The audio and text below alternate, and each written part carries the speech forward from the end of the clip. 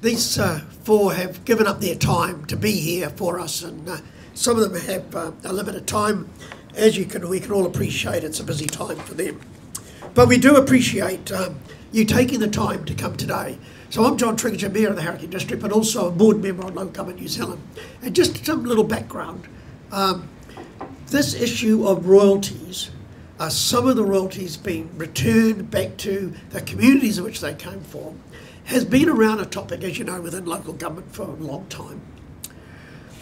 We want to make it really clear. We are not talking about you just handing some money over, which I'm sure you won't anyway, but to local government, and it's just for existing infrastructure and business as usual for local government. This is about our communities that have mining and a resourcing of a finite resource, that how do these communities stay resilient and move on, and that we no longer can accept the boom bust type concept of the industry of minerals.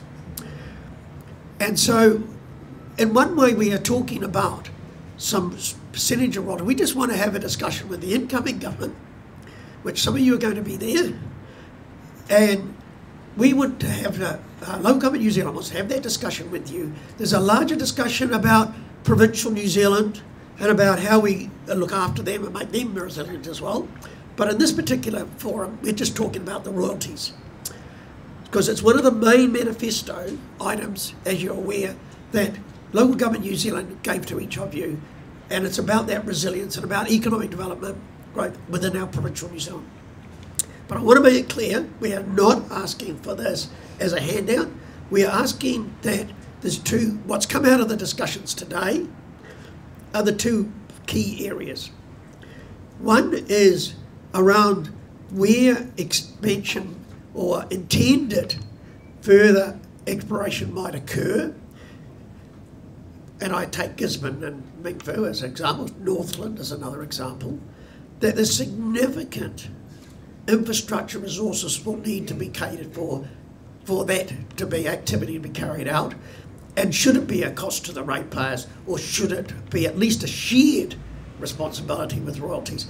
The other one is like myself, who live in Waihi, and those that live on the West Coast, where there is mining actually happening, and when that mining resource finishes, irrespective of when that might be, that some resilience needs to be put into those communities so there is continued employment and continued opportunities. And some of the royalties could go to that, and we've had some examples about that. Now, we understand, and you might clarify for us, we're probably one of the only Western countries in the world where nothing comes back to central government from where mining takes place of extractive industry.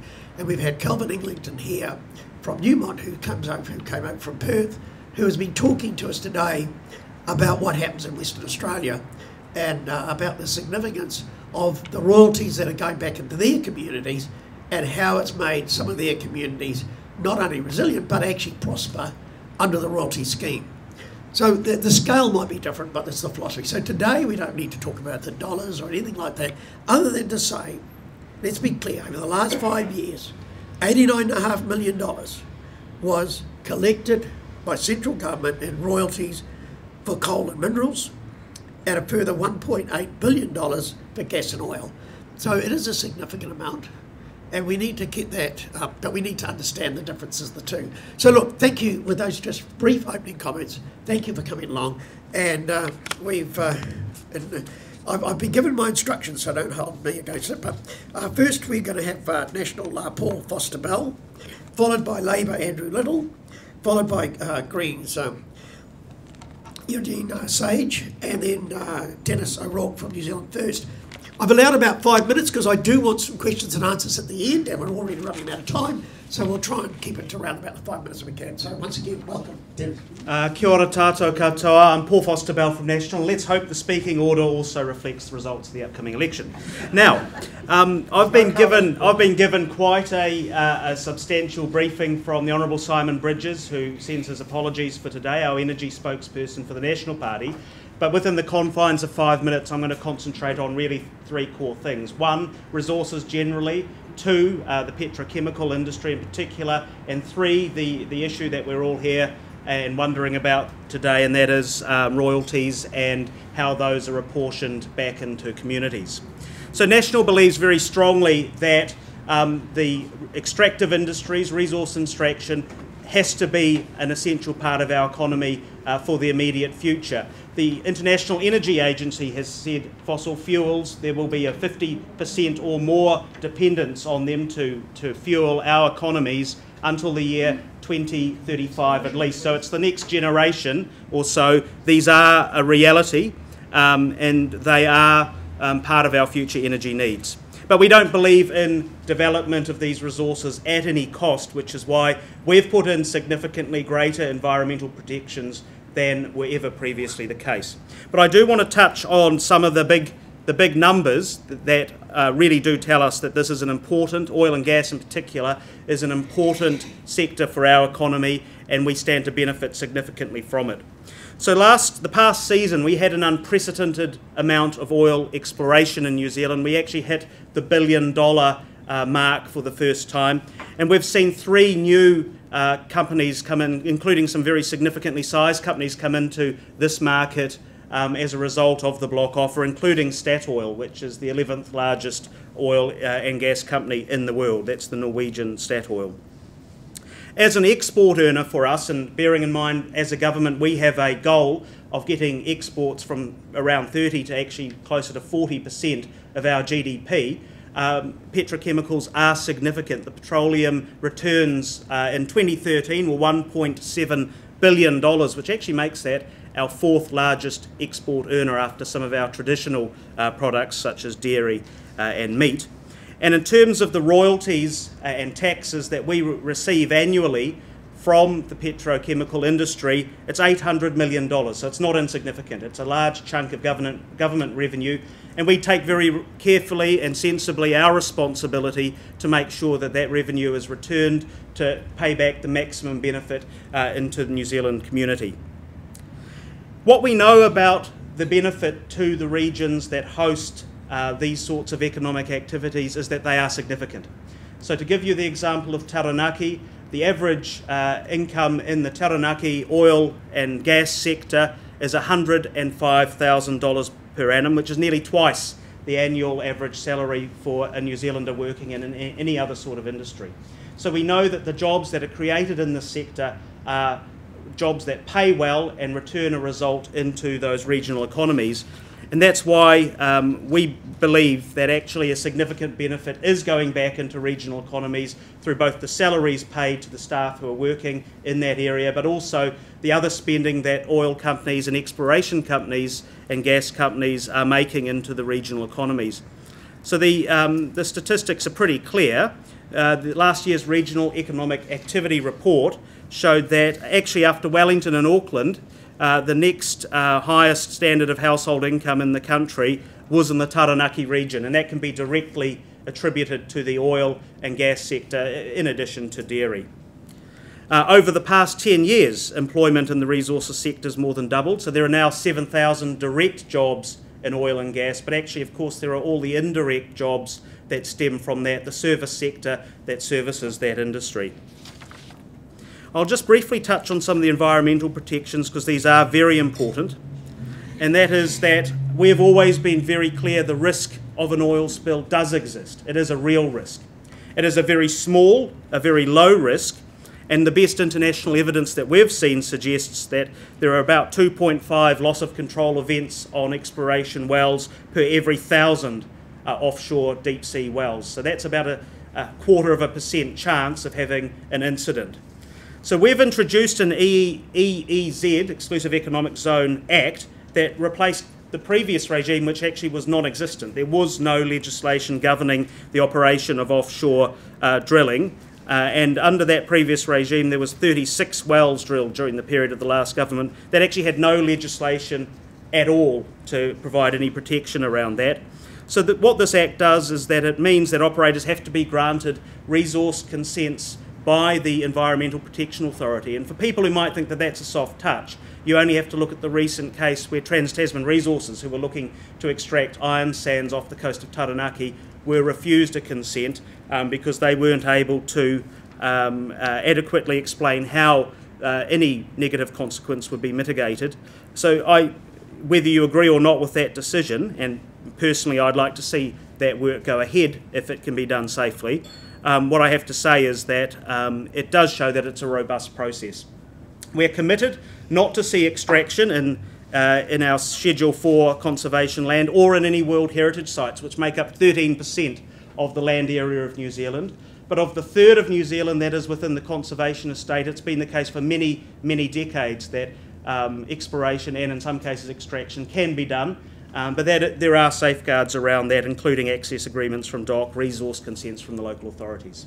So we are not in a position to commit to allocating royalties that have been gained from extractive activity in a particular region back to that region. We believe we've got a responsibility to ensure that those funds, that revenue to the taxpayer is used wisely and across the country for a range of important government services, from health and getting cancer waiting times down from what they had been, or having to fly to Australia to a 2-week maximum wait between the GP suspecting cancer and a referral to a specialist, and getting A&E waiting times down, and making sure that in our education system we're getting good results. So that's the position that the National Party is taking, but I'll be looking forward to hearing what opposition spokespeople have to say, given some of the disagreements we've heard earlier in the year. Thank you. Sorry to cut you all a little bit short. I know it's time getting ready. So all you're telling us we've still got to commit you. Okay, that's fine. Labour, Andrew Little, thank you. Interested in that because having had a conversation with David Shearer recently. Yes, and I am substituting for David Shearer, but David asked me to do it because I have gone on the record a month or 6 weeks ago supporting the idea and principle of a share of royalties going to the regions. And as somebody who's campaigning in Taranaki, I know all too well the issues there for that region. I see Neil Volsky here. I was coming the plane down with Basil Chamberlain, the Chief Executive of the Taranaki Regional Council, and wondered why he wasn't here. But he says he's got other things to do, not that this isn't important. It is. Listen, I just like to stick to the topic. I know it's election period and it's campaign time, and it'd be nice to score a few points. But let me stick to he said scoring a point. There are two principal reasons why a share of mineral royalties, including royalties from oil and gas, is a good idea in principle. And I have to say, this is not Labor policy. David Shearer is supportive of it. I am supportive of it, and we're having conversations with our caucus colleagues. And I have to say, the reception is pretty good.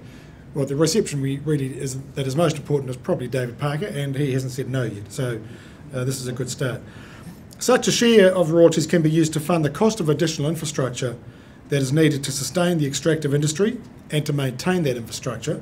And I add that this would be infrastructure spending over and above that which would ordinarily be expected for the community were it not hosting that activity. So in terms of central government funding, there's going to be money for roading, and bridges and all that sort of stuff.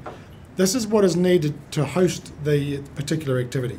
The second, and we don't hear about this much, but I think is critically important, certainly for Taranaki now.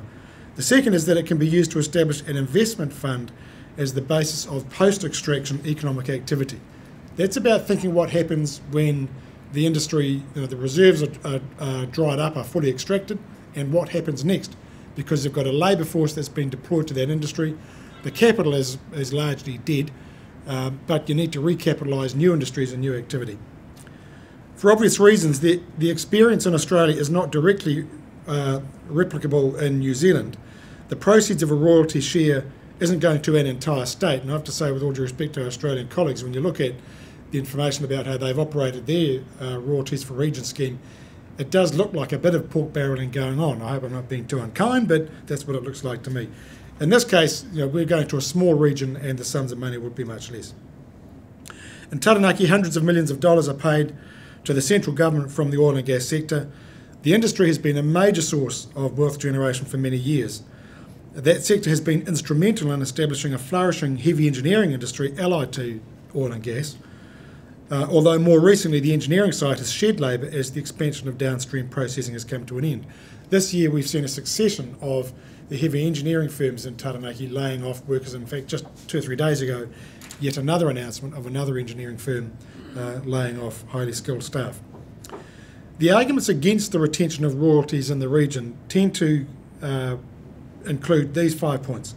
First of all, it's unfair to the other regions which do not fortuitously have such resources. Next, the region already gets the benefit of the industry in the region through wages and salaries paid to the workforce and payments to local suppliers. Next, to the extent that additional heavy transport creates an additional burden to the region, this can be recovered through appropriate road or transport levies and taxes. Next, the risk of mineral royalties substituting for central government spending, which should properly remain the province of central government. And finally, the political risk of ensuring funds retained by the region are genuinely used for well-defined purposes for which they should be used. And I just want to cover off each of those, and that'll be it for me. On the first point, fairness to other regions, it's clear that extractive activity imposes costs on a community they would otherwise not have were the industry not present. Some of that can be recovered through local government fees for consenting and development, but not all costs can be properly recovered. And the typical example is maintenance on roads through heavy traffic. The issue of fairness can best be met by ensuring the share return to the region is appropriate. In Taranaki, I've argued for a 5% return directly to the region. Basil Chamberlain, a few days ago, argued for a 1 to 2% share, although when I discussed that with him on the plane on the way down, he clearly was negotiable upwards. There we are. We're on the ballpark. The remaining 95% goes into the consolidated account for the benefit of the rest of New Zealand. That's where the fairness lies. Some share should go back to the region. On the point about wages and salaries, and Paul Foster-Bell talked about this, the reality of the oil and gas sector in particular is that many who work in the industry do not live locally. They arrive in the region from outside to do their 2 or 3 week hitch. Then they return to their place of origin for their off period, again another 2 or 3 weeks. The good thing about that is that it means the benefits of the particular industry are shared outside the region, including sometimes overseas, because they do come from overseas to work, and likewise our oil and gas workers go overseas to work. Likewise, senior executives of companies involved in the industry often live outside the region and travel to it for a few days a week. So their salaries are not being felt in the host region either. In fact, if you take the Monday morning flight to New Plymouth out of Wellington, it is the oil and gas industry flight. It is dominated by people from that industry. All of this means that the benefit of the presence of the industry isn't completely felt in the particular region. To 2 other very quick points. On the issue of extra heavy transport, it's true that additional excise duties and charges are raised by central government, but that does not mean it comes back to the region where the vehicles are operating. Hypothecation doesn't go that far. In terms of where the royalty share money goes, and this is an important point, we have the experience of Australia to reflect on.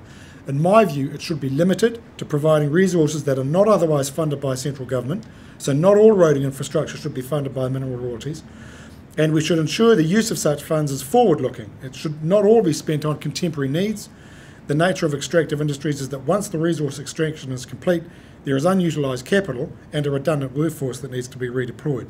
We should ensure the rules on the use of such funds are tightly written to minimise the risk of sticky political fingers seeking out money for pet projects unrelated to the present or future community need. Thank you.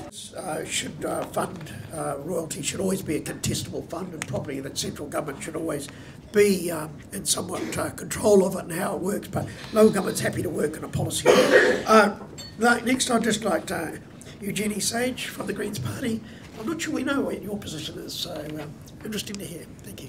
Thank you, John. Kia ora koutou katoa, Eugenie Sage, Green MP. Thank you for the invitation.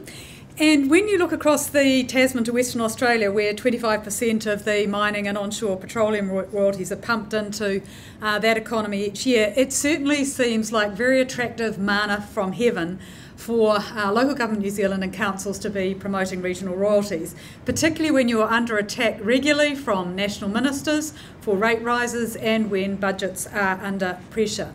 The Green Party doesn't support these regional royalties because we think they would provide the wrong incentive for councils when they're considering resource consent applications for mining, drilling and fracking to approve those applications to generate revenue.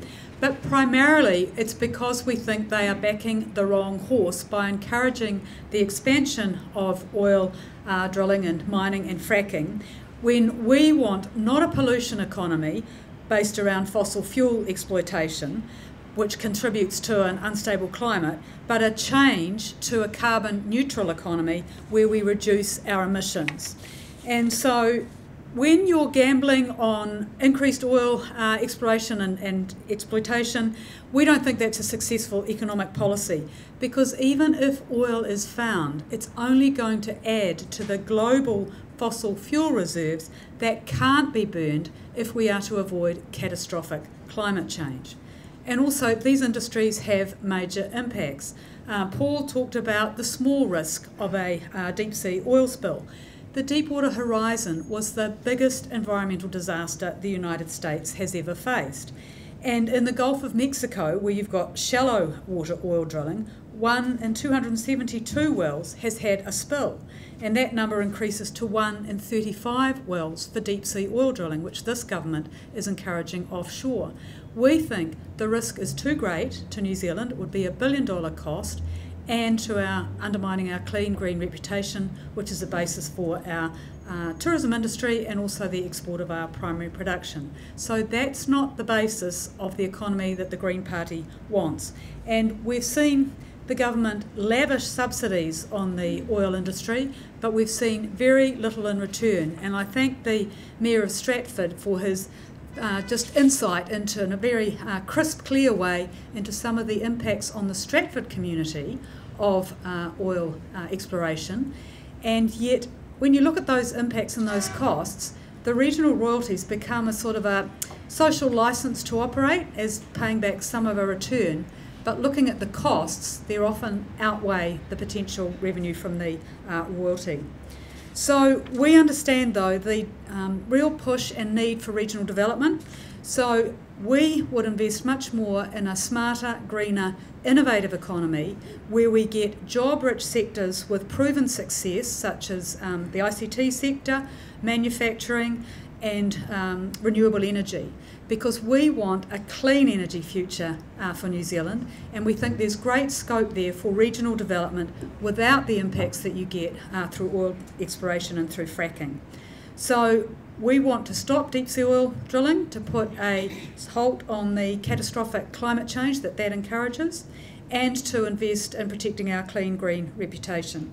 So instead, we'd set up a government-owned green investment bank that would partner with the private sector to fund projects ranging from renewable energy and biofuel production to new clean technologies. And it would combine the best of the public and private sectors to actually accelerate that transition to a smarter, greener economy, because it would facilitate the investment of private sector capital and get new investment in green innovation. And Pure New Zealand and others have highlighted the opportunities that we're missing there to capture a slice of the $1 trillion market in global renewables. If we have new biofuel plants, a lot of this clean technology, manufacturing, can happen in the regions, and it would help us shift away from the polluting economy that National is encouraging.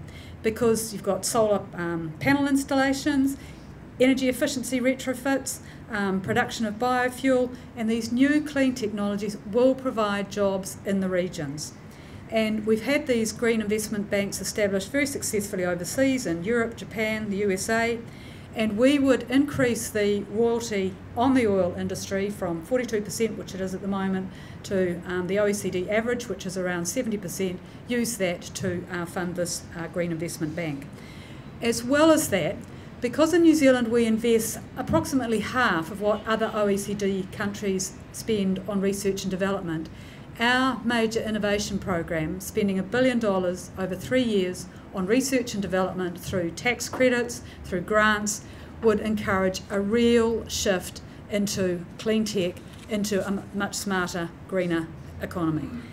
And in transport, we've heard from the Mayor, and I was sorry I could only get to the last part of the discussion, but there's a major cost on roads, and under this government we've seen $13 billion being spent on new motorways, roads of national significance, and a major underfunding of regional roads. So our transport plan would spend $36 billion in the next decade, including $10 billion on public transport. We would increase the funding to regions for transport by 50%. So we see that as helping reduce the pressure on council budgets, because it would be another 423 million over that 10-year period, and that being the best way to actually fund transport rather than through regional royalties to compensate for the costs of the resource exploitation and their impacts on roading. And I can see John getting up. So we recognise the need for a real conversation between central and local government about revenue sharing. We think it's best done through smart, green, innovative economy, through increased transport funding for regional roads rather than through the regional royalties. Thank you. Thanks, Eugenie. I have tried to be consistent. We allowed them 5 and I've given them, stood up at 7 and they've had 8 on average. So I'm being consistent. So Dennis from New Zealand First, I assume your leader might have had a talk to you before you came today? No. No? But I think we've heard him. It's one that I think, clear up. Anyway, welcome. Thank you. Look forward to you. Thank you. Well, good afternoon, everybody. As we all know, extractive industries are very important to New Zealand and they're going to be with us for a long time. We also know that they have significant impacts on regional economies, both negative and positive. And it's been a source of concern for some time to New Zealand First that the Crown has been getting hundreds of millions of dollars per year in royalties, energy resource levies and taxation from extractive industries, especially oil and gas, coal and other forms of mining. For that reason, we developed a regional development policy about 2 years ago now, so there's no pork barrelling here, which includes a royalties for regions policy. This is part of a more comprehensive regional development policy, which we see as one of our lead policies for this election. That's because we are convinced that the regions must play a very large part in New Zealand's economic recovery. We acknowledge the huge burdens placed on small regional economies for infrastructure, maintenance and improvement. We want to see much better road maintenance from the farm gate to the ports and the towns which service them. We want to see a revival of rail for heavy freight and for passenger travel where there is a demand. And we have announced already a Railways of National Importance, RONI, program for that reason. We also know that environmental management has a significant cost for councils. And we know that all of this has to be paid for. And we think that local government in each region should set the priorities. New Zealand First's policies for regional development are comprehensive and are a long-term commitment. We believe that Crown royalties, through a Royalties for the Regions policy, will play a very significant role in contributing to the development of regional communities and economies. Under our proposal, over $80 million would have contributed towards regional development in the 2012-13 year. For the regions which have less scope to benefit from this policy, New Zealand First will still ensure that they get the support they need under our regional development policies generally, including support for agriculture and for local manufacturing, tourism and service industries.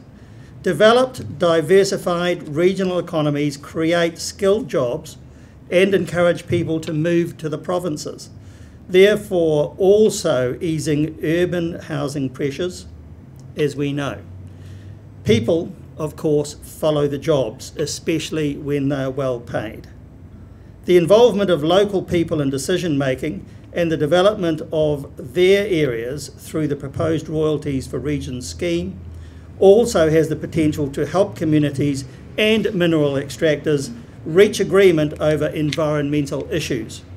This is a form of offset mitigation, which compensates the people who live in areas where extraction occurs or which are affected by it in some way for those negative effects, and provides funds for environmental enhancements which might not otherwise be possible. But most importantly, the Regional Fund will contribute to local projects and developments based upon advice from local authorities, interest groups and iwi. Projects would create new regional industries or to assist existing ones to expand and improve, perhaps by way of concessionary loans, perhaps by way of grants, perhaps to pay for the training of people to learn the necessary skills for those industries, and so on.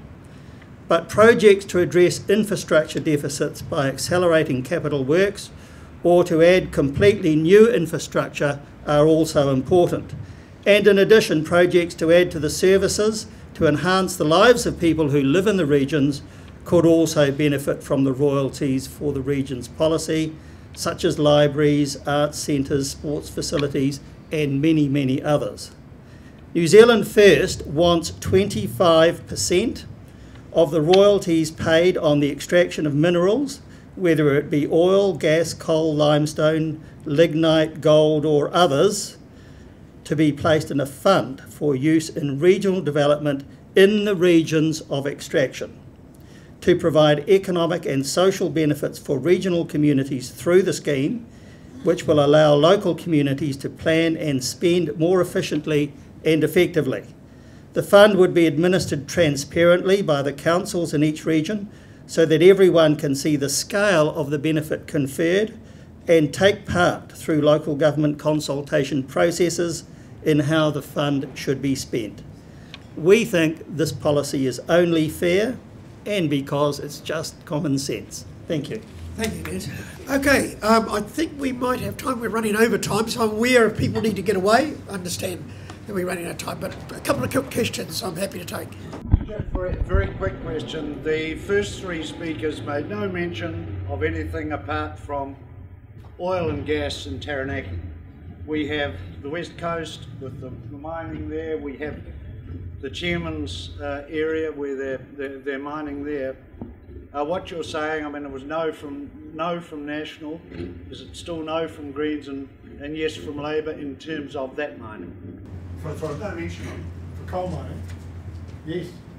All extract. I talked about extractive industries, which might not cover not just oil and gas, but mining. I talked about extractive industries mainly, which covers both oil and gas, mining, and all extractive minerals. We have the same problem with coal. We already have enough fossil fuels and coal being exploited. We can't afford, in terms of the climate, to expand coal mining, and our policy is no new mines on conservation land, so we don't see a major expansion of the mining industry.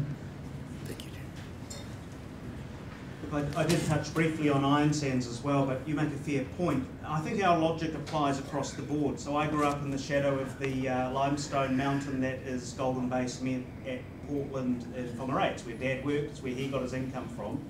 And that's an extractive industry that we're also saying the $100 million export earnings in cement exports out of Golden Bay and Whangarei. We're not saying that should be hypothecated to the northern region. We're not saying dairy profit should be hypothecated to Southland and Waikato. We're not saying the movie industry profits should be hypothecated to Wellington. That's the position we're taking. So I think it does apply across to the other industries, and I do apologise if I didn't use a case study that particularly was applicable in your case. I really want to follow on from what the last questioner said, not part statement, part question. But we did hear Labor and we did hear New Zealand First both say that they would entertain the idea of royalties for regions, and it was without exception. We heard Eugenie say she's got her problems about this sort of industry, and I do know when she talks about no new mines, the policy actually is no renewal of permits, which means on the coast coal mining ceases in 10 years' time. It isn't very long. And we really heard a lot about Taranaki.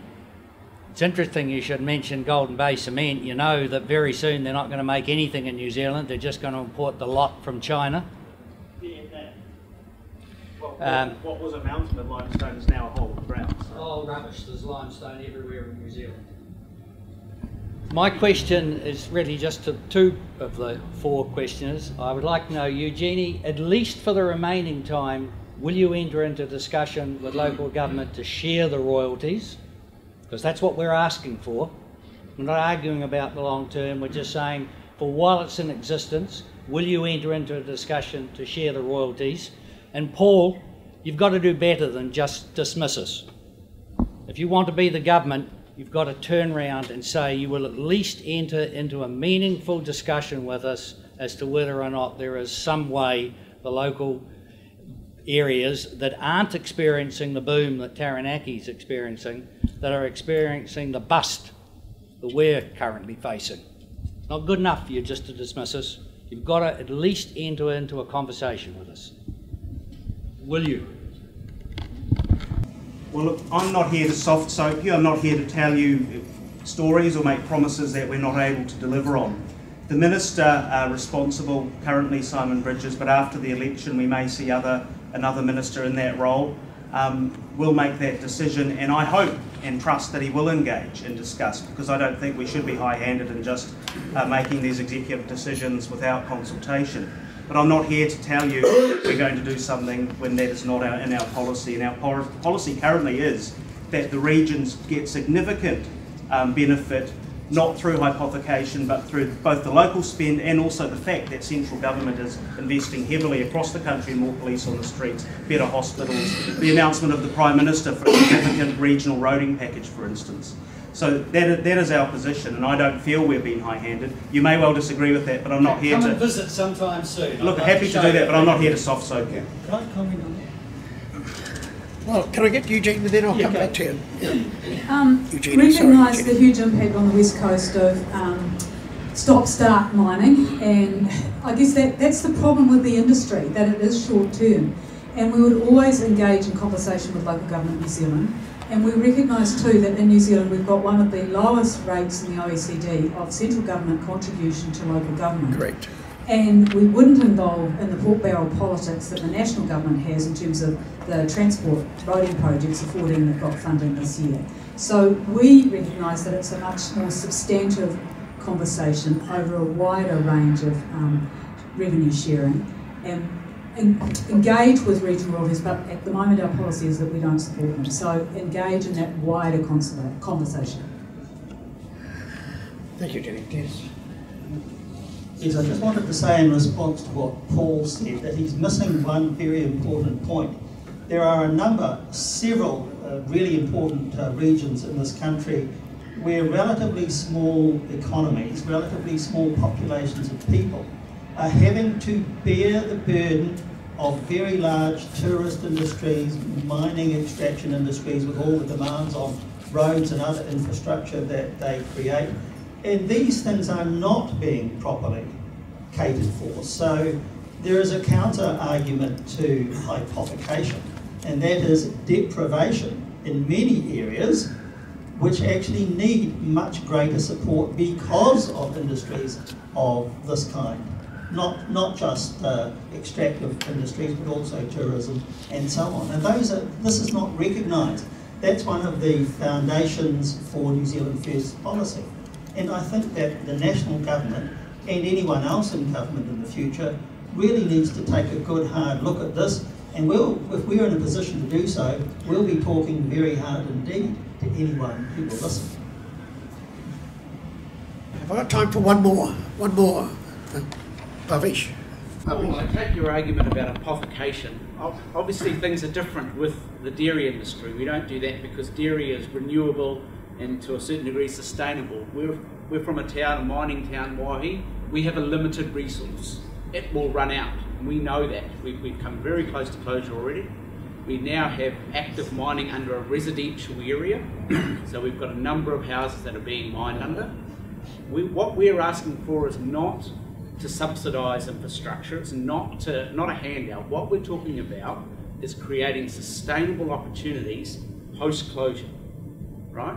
So out of that finite resource, all we're asking for is a share to do that with. And without the government support, it's very, very difficult. And you can actually solve a lot of the country's issues by being supportive of the regions. Traffic, infrastructure, house prices in your main cities and the centres, they will all improve if you strengthen the regions. Places like Waihi, great, within 2 hours of 70% of the New Zealand population. If you help build those regions, you won't need to spend the billions on motorways. You won't need to spend money on trying to subsidise house prices if you make the region stronger. The country's made up of an awful lot more than the big cities. So we're not asking for a handout. What we're asking for is a share of our finite resource so that we can actually build a strong community post-mining. That's what we're asking. Look, absolutely happy to take that particular point about the sustainability on board and take that back to the Minister. One thing I would say is that this isn't a bottom line issue for us, and when you're looking at the electoral environment we're in, it's very, very unlikely any single party is going to be forming the government. So, when we're in that stage, there will be discussions between us and coalition partners, including the Māori Party, which have quite a different view from us, and some of our other potential coalition partners. Well, I hope those minor parties make the bottom line, because in terms of Waihi and our region, it's got a very, very low, very high deprivation index. We're talking about $750,000 a year over the government expenditure. So forget Taranaki for a second. I understand the numbers are huge and the same percentage, but 25% equates to $750,000, which in terms of government budget isn't huge, but in terms of a small regional town, would actually make more money.